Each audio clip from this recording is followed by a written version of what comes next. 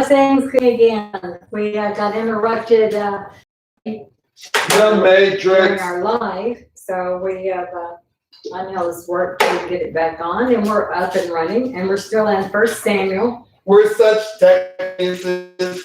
and he's reading chapter. Come on, That was join us awesome. now. So 14. I'm going to go from 15. There was panic in the field camp among all the Philistines. Likewise, the garrison and the thus it grew into panic caused by God. Saul's men on watch in Gibeah, Benjamin, could see the army camp scattering and running in all directions. Saul ordered the forces with him to call the roll and see who was missing. So they called roll and found that Jonathan and his armor bearer not present. Saul told Micaiah, "Bring the ark of God here." For at that time the ark of God was with the people of Israel. Again, two faithful went, and now they're seeing that it's working. It's like, bring God's presence. But while Saul was talking to the priest, the uproar in the camp of the Philistines continued and kept getting louder. Saul said to the priest, "Put your hand down." Saul and the entire force with him assembled and went to battle. But they found the Philistines all fighting each other in utter confusion. The Hebrews from the surrounding countryside, who had previously been with the Philistines, had gone up with them into the camp, deserted, and went over to Israel with Saul and Jonathan. Likewise, on hearing that the Philistines were fleeing, all the men of Israel who had hidden themselves in the hills of Ephraim pursued them in battle. So Adonai saved Israel that day, and the battle spread as far as Beth-aven. Israel's soldiers had been driven to exhaustion that day. Wow. But Saul issued this warning to the people: "A curse on any man who eats any food until evening, when I will have finished taking vengeance on my enemies." So none of the people even tasted food. Now, the people came to a forest where there was a honeycomb on the ground. That's funny. That when the people had entered the forest, they saw there the honeycomb with honey dripping out. But no one put his hand to his mouth, because the people feared the oath. But Jonathan hadn't heard his father charging the people with the oath. What happens there? Jonathan, Saul's son, didn't hear that his father Saul had mandated a fast. So he put out the end of the staff in his hand, dipped it in the honeycomb, and raised it to his mouth. Whereupon his eyes lit up. But one of the people said in response, "Your father strictly charged the people with an oath, a curse on any man who eats any food today." Jonathan answered, "My father has brought trouble to the land. Just look how my eyes have lit up because I tasted a little of this honey." If the people had eaten freely of the spoil they found with their enemies. Wow. How does yours read? Look at that. Did you see that bastard mosquito? Yes. He stood right on my word, and I don't know if I got him. Is that him? First one. I bet you it was one of those Bill Gates bugs. Pretty good size. I lost track. 30. It was on Jonathan. 29. Yeah. My father has brought trouble to the land. My father has troubled the land. See now how my eyes have brightened because I tasted a little of this honey. How much more if only the people had eaten freely today of the spoil of their enemies, which they found. For now the slaughter among the Philistines has not been great. And they struck among the Philistines that day from Michmash to Haran, and the people were very weary. Well, I'm just trying to understand if your father strictly charged. So then he says, 29. my father has brought trouble in the land. Just look how my eyes have lit up because I tasted a little of this honey. How much greater would the slaughter of the Philistines have been if the people had eaten freely of the spoil they found with their enemies.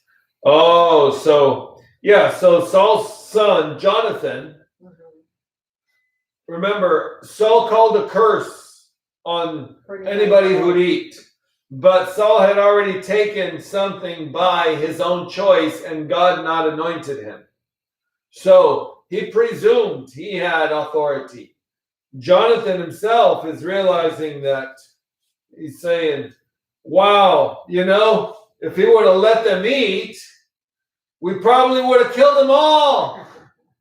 That's what he's saying. Of course he said that. Because he's a son. Yeah. So, how much greater would the slaughter of the Philistines have been than if the people had eaten freely of the spoil they found with their enemies? That day they had attacked the Philistines from Michmash to Ayalon, but the people were very exhausted. In other words, they traveled, they had to move. So the people rushed at the spoil, seizing sheep, cows, and calves. That's awesome. And again, so they broke. They didn't pay attention to Saul's mandate. It's like, screwball Saul. I know he's king, but he's just not slaughtering them on the ground and eating the flesh with the blood. Wow, they were that deprived. Saul was told, look how the people are sinning against Adonai.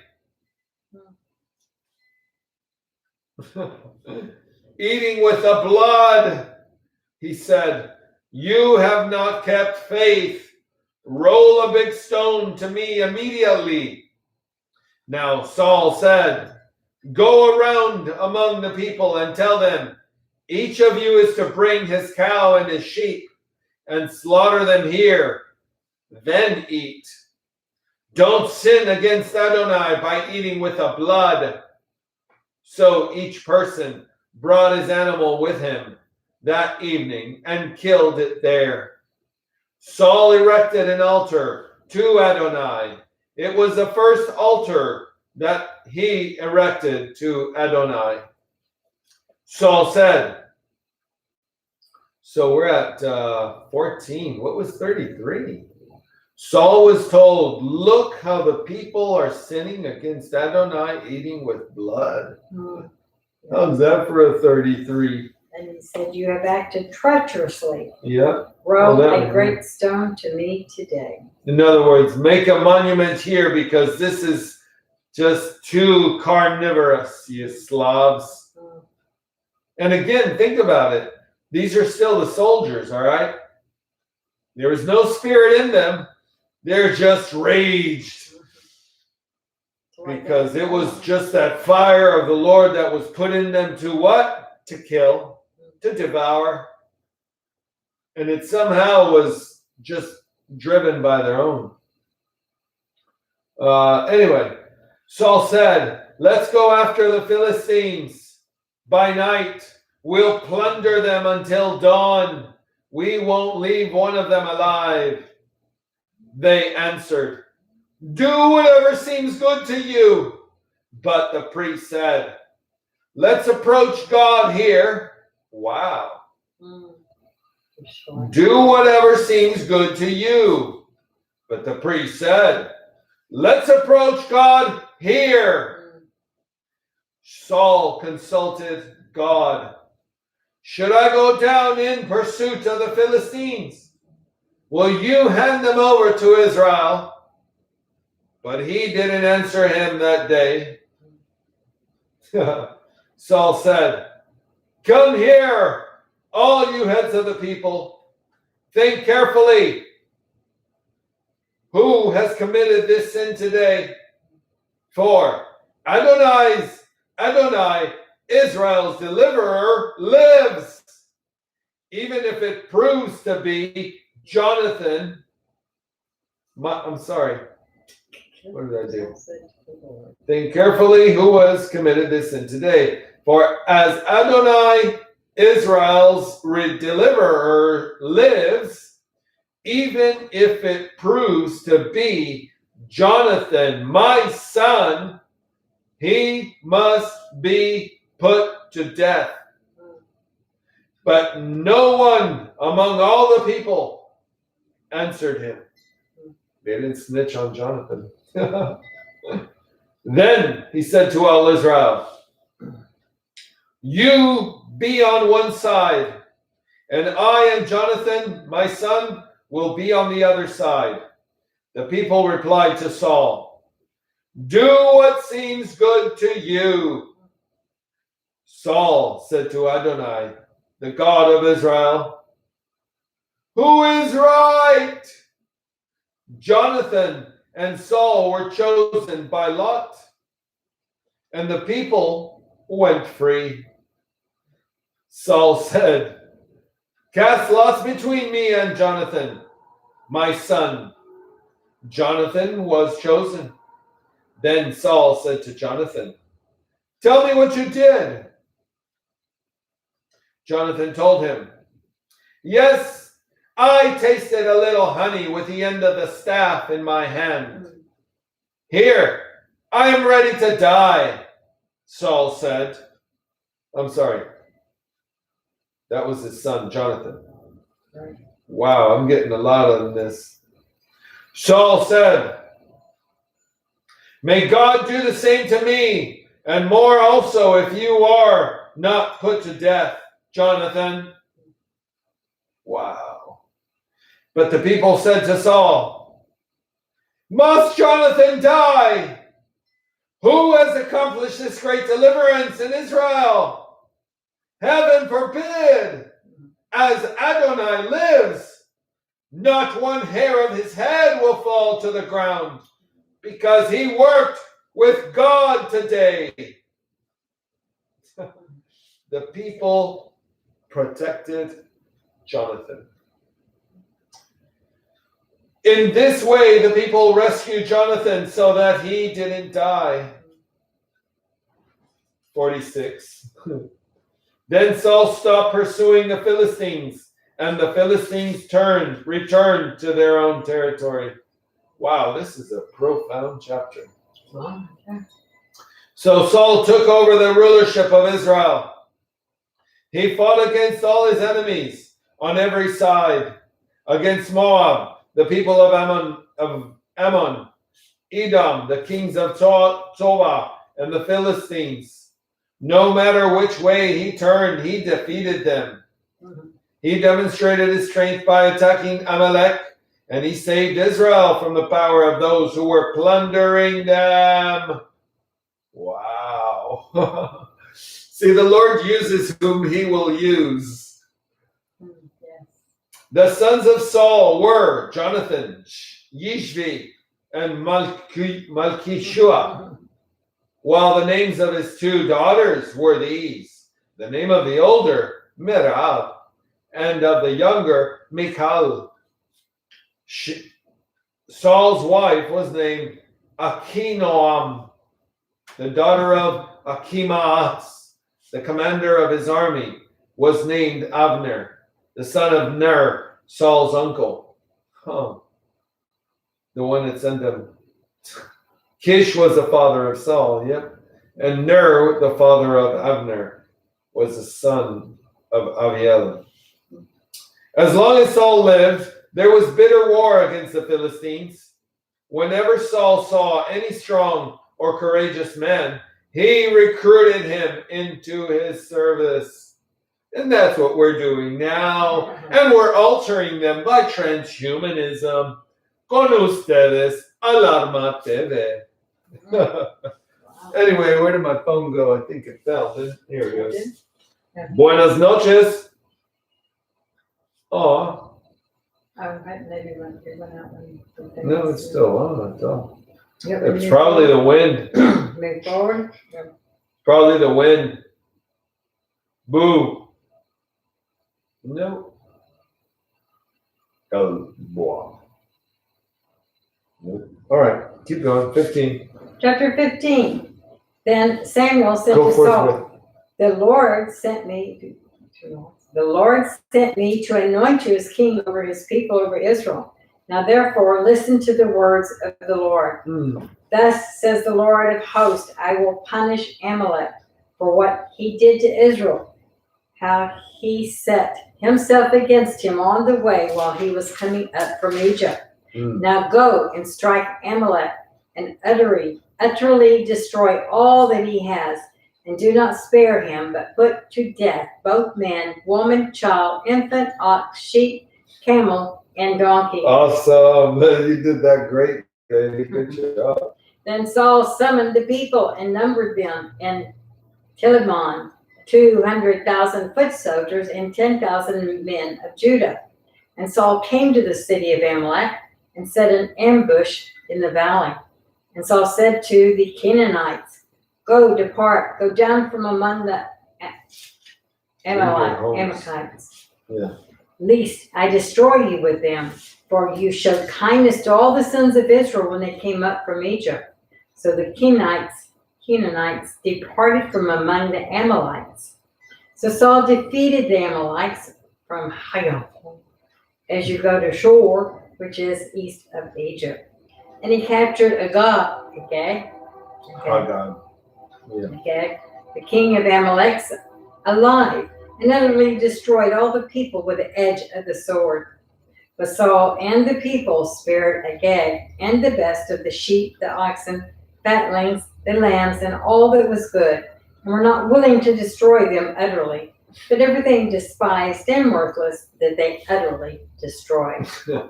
That was their utterly. What they thought. Then the word of the Lord came to Samuel, saying, I regret that I have made Saul king, for he has turned back from following me, and has not carried out my commands. And Samuel was distressed and cried out to the Lord all night. And Samuel rose early in the morning to meet Saul. And it was told Samuel, saying, Saul came to Carmel, and behold, he set up a monument for himself, then turned and proceeded on down to Gilgal. Saul did that? And Samuel came to Saul, and Saul said to him, Blessed are you of the Lord, I have carried out the command of the Lord. But Samuel said, What then is this bleating of the sheep in my ears, and the lowing of the oxen which I hear? And Saul said, They have brought them from the Amalekites, for the people spared the best of the sheep and oxen to sacrifice to the Lord your God, but the rest we have utterly destroyed. Then Samuel said to Saul, Wait, and let me tell you what the Lord said to me last night. And he said to him, Speak. And Samuel said, Is it not true? Though you were little in your own eyes, you were made the head of the tribes of Israel. And the Lord anointed you king over Israel. And the Lord sent you on a mission and said, Go and utterly destroy the sinners, the Amalekites, and fight against them until they are exterminated. Why then did you not obey the voice of the Lord, but rushed upon the spoil and did what was evil in the sight of the Lord? Then Saul said to Samuel, I did obey the voice of the Lord and went on the mission on which the Lord sent me. And I brought back Agag, king of Amalek, and have utterly destroyed the Amalekites. But the people took some of the spoil, the sheep, oxen, the choicest of the things devoted to destruction, to sacrifice to the Lord your God at Gilgal. And then Does Adonai take as much pleasure in burnt offerings and sacrifices as in obeying what Adonai says? Surely obeying is better than sacrifice, and heeding orders than the fat of rams. For rebellion is like the sin of sorcery, stubbornness like the crime of idolatry, because you have rejected the word of Adonai. He too has rejected you as king. Then Saul said to Samuel, I have sinned, I have indeed transgressed the command of the Lord in your words, because I feared the people and listened to their voice. Now therefore, please pardon my sin and return with me, that I may worship the Lord. But Samuel said to Saul, I will not return with you, for you have rejected the word of the Lord, and the Lord has rejected you from being king over Israel. And as Samuel turned to go, Saul seized the edge of his robe, and it tore.